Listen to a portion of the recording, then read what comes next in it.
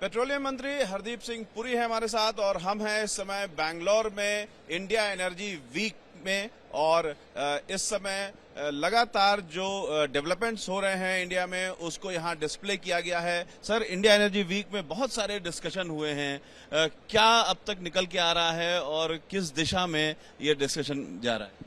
देखिए, हमारी G20 की अध्यक्षता में ये इंडिया एनर्जी वीक हम लोग सेलिब्रेट कर रहे हैं 6 से 8 तारीख पर। इसके कई कार्यक्रम जो है वो 5 ही तारीख को आरंभ हो गए थे। इस समय हमारे पास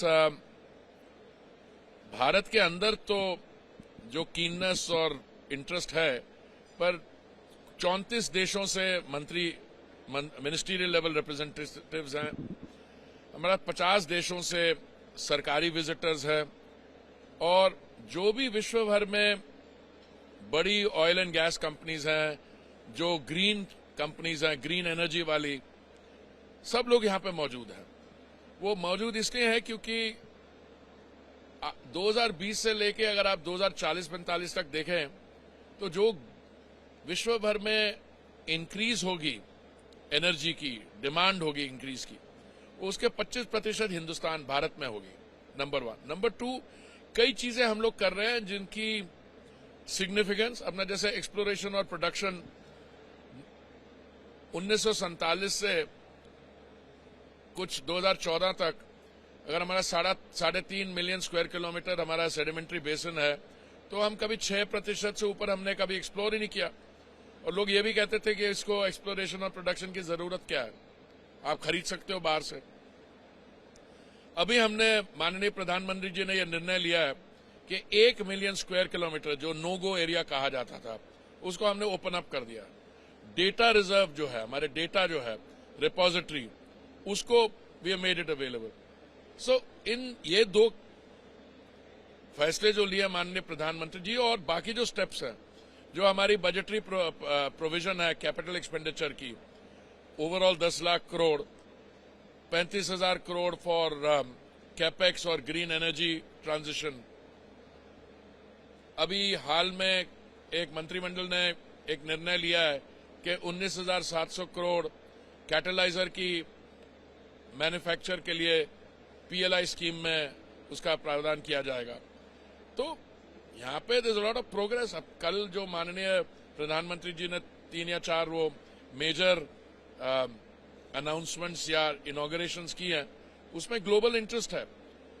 हमारे यहाँ ये आज दूसरा दिन है और अभी तो मैं समझता हूं कि we are not even at the halfway mark.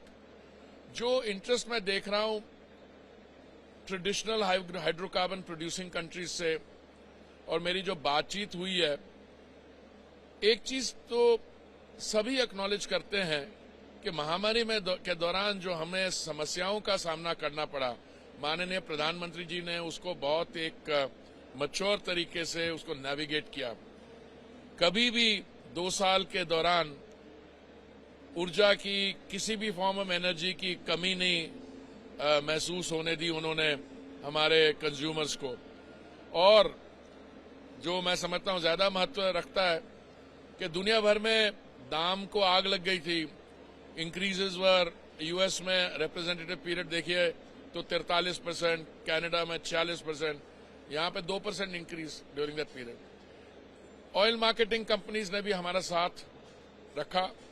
उन्होंने एज गुड कॉर्पोरेट सिटीजन अपने दाम नहीं बढ़ाए, पर मुझे लगता है सबसे ज्यादा क्रेडिट जाता है माननीय प्रधानमंत्री जी को कि उन्होंने 2 वक्त, नवंबर 2021 को और मई 2022 को, ऑन 2 ओकेजन्स, जो सेंट्रल एक्साइज थी ऑन पेट्रोल एंड डीजल, उसको कम किया।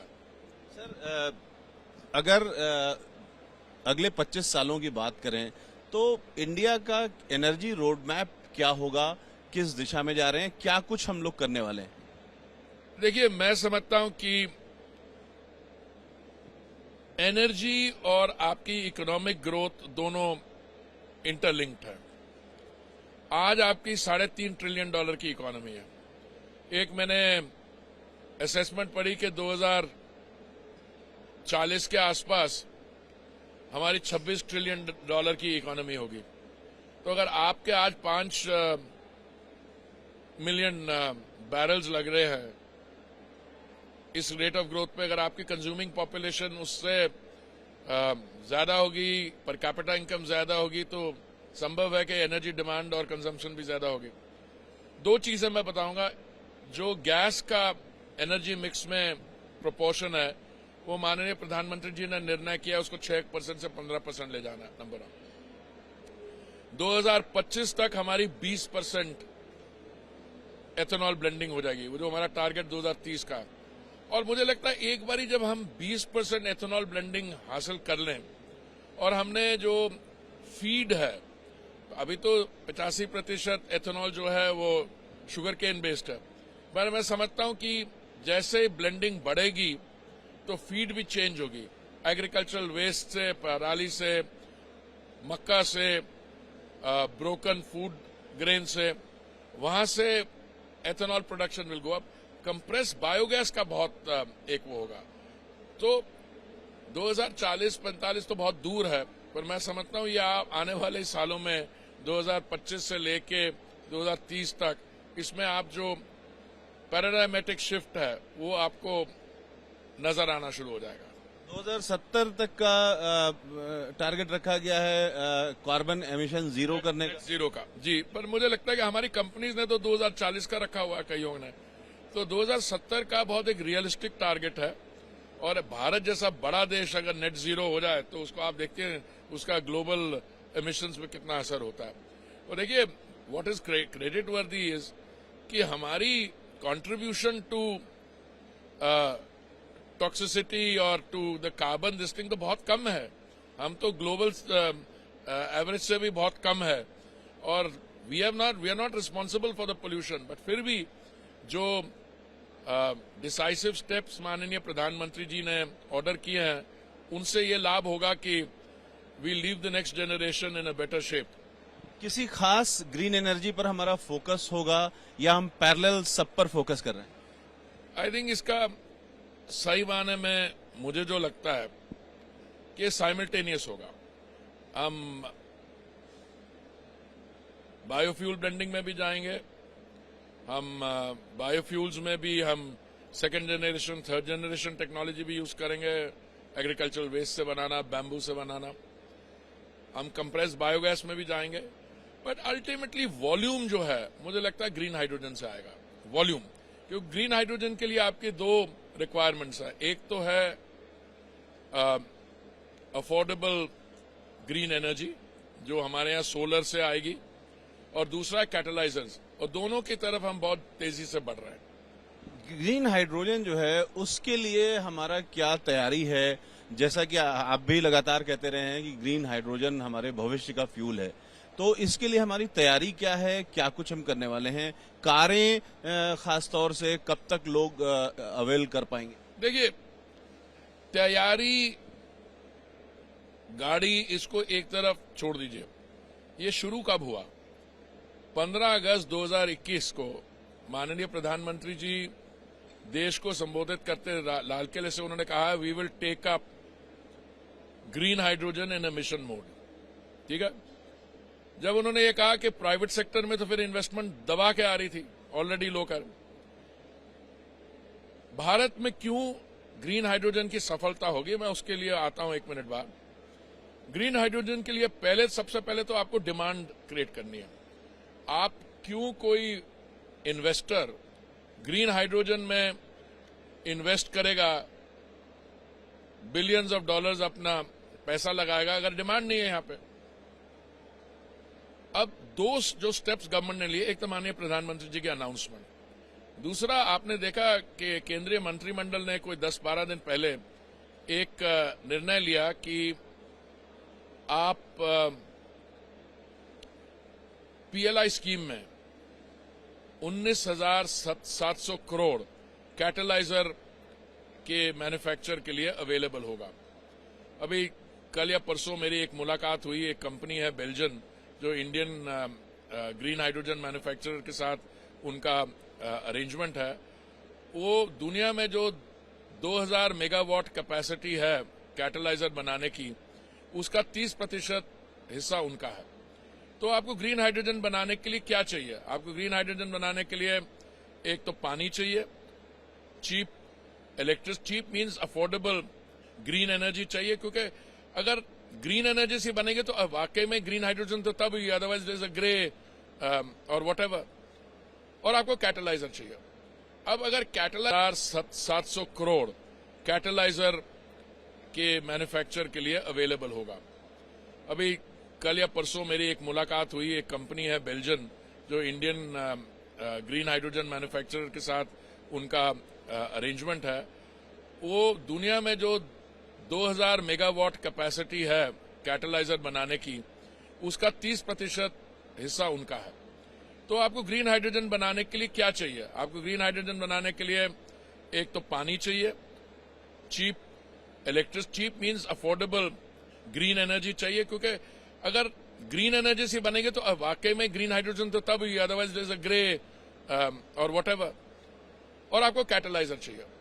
अब अगर कैटलाइजर मैन्युफैक्चरिंग पे इतना दम दे रहे हैं और उससे दाम भी घटेंगे आगे। नहीं, दाम तो संभव एकदम घटेंगे। देखिए, टारगेट आपका ये है, जो लोग बात कर रहे हैं 1 for 1, जो अमेरिका की एनर्जी सेक्रेटरी है, उनसे जब मेरी बात हो रही थी, वो कह रही थी कि 1 kilo of green hydrogen for $1 for 10 years। अभी दाम कितना होगा मुझे पता नहीं, पर the effort is to go in that direction. अब हमारे यहां सारी जो रिफाइनरीज वो लग गई हैं ग्रीन हाइड्रोजन बनाने में। तो अभी जो कैबिनेट डिसीजन है, बड़ा it's a very mature decision. एक एपेक्स ग्रुप होगा जो कैबिनेट सेक्रेटरी जी की अध्यक्षता में होगा, पर 6 और बाकी जो मिनिस्ट्रीज हैं या डिपार्टमेंट्स हैं वो अपना काम करेंगे। अब हम लोग, ministry of petroleum and natural gas करेगी, स्टील मंत्रालय करेगी। देखिए, ग्रीन हाइड्रोजन की सफलता मेरे हिसाब से वहां पे होगी जहां पे डिमांड है, जहां पे प्रोडक्शन है और वहीं कंजम्पशन होना चाहिए। देखिए, लिक्विड फॉर्म में आप ग्रीन अमोनिया को ट्रांसपोर्ट कर सकते हैं, जैसे हमारी जो कंपनियां कर रही हैं। अभी मैंने सिंगापुर के मिनिस्टर के साथ एक साइन किया MOU, क्योंकि सिंगापुर में जनरल इलेक्ट्रिक का एक इलेक्ट्रिसिटी प्लांट लगने वाला है फ्यूचर जनरेशन का, वो ग्रीन अमोनिया पे चलेगा। वो ग्रीन अमोनिया एक इंडियन कंपनी एक्सपोर्ट करेगी। जर्मनी में इसी कंपनी जो ग्रीन हाइड्रोजन में है, वो जर्मनी में एक कंपनी, उसका नाम है यूनिपार, वहां पे उन्होंने ग्रीन हाइड्रोजन बेचने का किया। सो मैंने पहले कहा ना, पहले तो डिमांड होनी चाहिए ग्रीन हाइड्रोजन, फिर प्रोडक्शन होनी चाहिए और फिर कंजम्पशन होनी चाहिए। ये तीनों कंडीशंस जो हैं भारत में होती हैं। अगर आप सोचे, आप कहीं 8000 किलोमीटर या 10,000 किलोमीटर दूर बैठ के आप ग्रीन हाइड्रोजन बनाएं और फिर उतना ही पैसा खर्चे हैं उसको हाइड्रोजन को यहाँ ट्रांसपोर्ट करने में, तो उसमें तो कोई लगती नहीं है। 1 किलो अगर $1 का बनाना है, तो अगर मान लीजिए आप बना लेते हैं 1 किलो, पर उसमें 2-3 डॉलर लग गए उसको ट्रांसपोर्ट करने में, फिर तो वायबिलिटी नहीं रही। अभी भी मुझे लगता है cost of production will be around $3 और समथिंग, उससे भी कम होगी। मैं कल कुछ बहुत अच्छी डिस्कशंस हुई यहाँ, और किसी ने कहा कि आप कैसे लोगों को इंसेंटिवाइज कर सकते हैं कि फॉसिल फ्यूल से मूव करें ग्रीन एनर्जी में। तो मेरा जो व्यू है, जो मैंने रखा, मैंने कहा देखिए, आपने बड़ी कोशिश की एथेनॉल को बनाने में 2014 के पहले। आपने ये निर्णय लिया था उस समय की सरकार ने कि हमारे 10 स्टेट्स में और यूनियन टेरिटरीज में हम 5% ब्लेंडिंग करेंगे। नहीं कर पाए क्योंकि आपकी पॉलिसी ठीक नहीं थी। आप इसको ये नहीं कह सकते भाई साहब को आप जाके ग्रीन हाइड्रोजन यूज करिए। वो ग्रीन हाइड्रोजन तब यूज करेगा जब उसको इकोनॉमिकली वायबल हो। तो अब क्या, 10% का जो ब्लेंडिंग टारगेट था आपने 5 महीने पहले कर लिया। आपने E20 फ्यूल 2 महीने पहले मार्केट में लिया है। वो जो 20% ब्लेंडिंग का था 2030 का 2025 तक ले आया। मेरा कहने का मतलब यह है कि ग्रीन हाइड्रोजन जिस तरीके से अब काम हो रहा है, देखिए पहले गवर्नमेंट की पॉलिसी नहीं थी। ये तो माननीय प्रधानमंत्री जी ने जब बात की उसको ग्रीन हाइड्रोजन को मिशन मोड लेने में, उससे सारे इकोनॉमिक। अब देखिए हर जगह आप जाएंगे ग्रीन हाइड्रोजन की चर्चा होगी। ग्रीन हाइड्रोजन कहाँ यूज होगी? हमारी रिफाइनरीज में यूज होगी, हमारी व्हीक्यूलर ट्रैफिक में होगी, और मैं फर्टिलाइजर में तो होगी एग्जैक्टली। तो आप देखिए कितनी बड़ी इकोनॉमिक एक्टिविटी है ये, और इसमें जो स्टेक होल्डर्स हैं और जो कंट्रीब्यूटर्स हैं वो सिर्फ हिंदुस्तान में नहीं है। देखिए, अगर एक बड़ी expensive fuel of the future को आप अपने यूज के लिए बनाएं तो मैं मानता हूं कि बाकी के जो दुनिया भर में इन्वेस्टर्स हैं उनको क्या दिलचस्पी होगी। पर अगर आप ये कहें कि हमारी पॉलिसी ओपन है, ये हमारा टारगेट है, और हम जो बाहर से पैसा आ रहा है वो ग्रीन हाइड्रोजन बनाएगा भी और एक्सपोर्ट भी करेगा, तो it's a very viable thing. अंतिम प्रश्न मेरा एथेनॉल को लेकर हो, उससे पहले एक आप चाय की सिप जरूर ले लीजिए। तो अनकट के दर्शकों के लिए भी हम खास तौर से बता दें कि एथेनॉल को लेकर के एक बड़ी शुरुआत हो चुकी है। सर, E20 का जो 11 राज्यों में 84 पेट्रोल पंपों पे E20 फ्यूल मिल रहा है, तो इसका क्या आगे का फ्यूचर है? पूरे देश में ये लागू होगा, और आम जनता को भी ये बता दीजिए कि इससे उनकी कार के इंजन पर कोई फर्क नहीं पड़ेगा। देखिए, पहले तो मैं आपको ये बता दूं, इस समय ब्राजील एक ऐसा देश है, और भी देश होंगे, जहां पे फ्लेक्सी फ्यूल इंजन्स का इस्तेमाल होता है।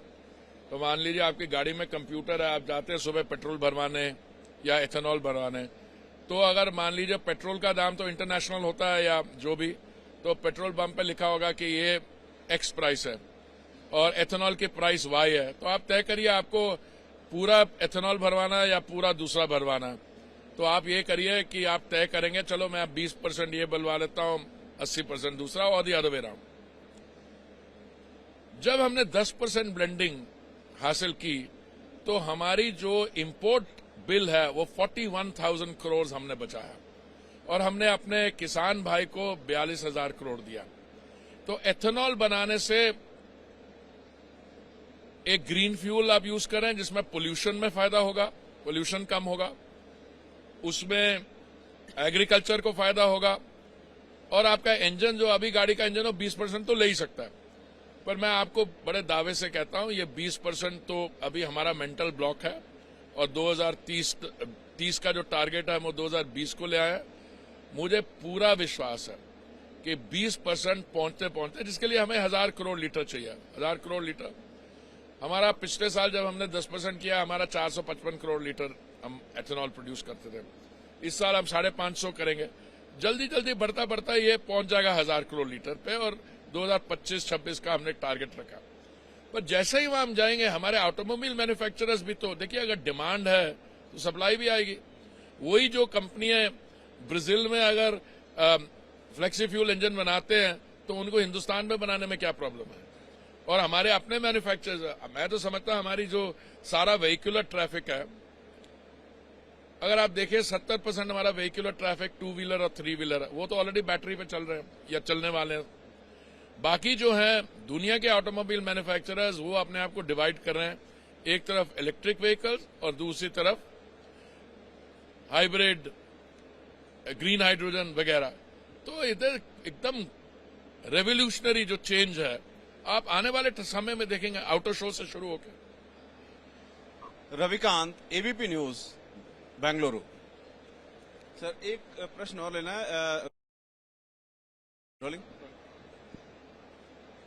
नमस्कार, अनकट में आपका स्वागत है। मैं हूं रविकांत, और हमारे साथ हैं पेट्रोलियम मंत्री हरदीप सिंह पुरी। हम इस समय बैठे हैं जो इंडिया एनर्जी वीक हो रहा है उसके लाउंज में, और इंडिया एनर्जी वीक का जो उद्देश्य है वो एक उद्देश्य ये भी है कि पूरी दुनिया को ये बताया जा सके कि भारत ग्रीन एनर्जी के क्षेत्र में अपनी हिस्सेदारी किस तरह से बढ़ चढ़कर निभा रहा है। सर, ये बात कही जा सकती है कि जो पूरी दुनिया में वैश्विक स्तर पर एक जिम्मेदारी होती है हर देश की कि वो ग्रीन एनर्जी के क्षेत्र में अपनी हिस्सेदारी निभाए, भारत उसको लेकर के पूरी तरीके से आगे आ रहा है। पूरी तरीके से आगे ही नहीं आ रहा। आप ये एक रास्ता दिखा रहे हैं बाकी देशों के लिए। अगर हमारे यहाँ 20% एथेनॉल ब्लेंडिंग हो सकती है और बाकी देशों में भी हो सकती है, ठीक है, उसमें आपको कुछ पॉलिटिकल डिसीजंस लेने होंगे, कुछ आपको इकोनॉमिक डिसीजंस लेने होंगे, पर उसके अलावा हम लोग तो सेकंड जनरेशन, थर्ड जनरेशन आप एथेनॉल बना रहे हैं पराली से, एग्रीकल्चरल वेस्ट से, बैम्बू से, और bamboo is a fast growing thing. अभी नॉर्थ ईस्ट में मैं गया था, वहां उन्होंने बैम्बू नर्सरीज के साथ MOU साइन किया कि आप ज्यादातर बैम्बू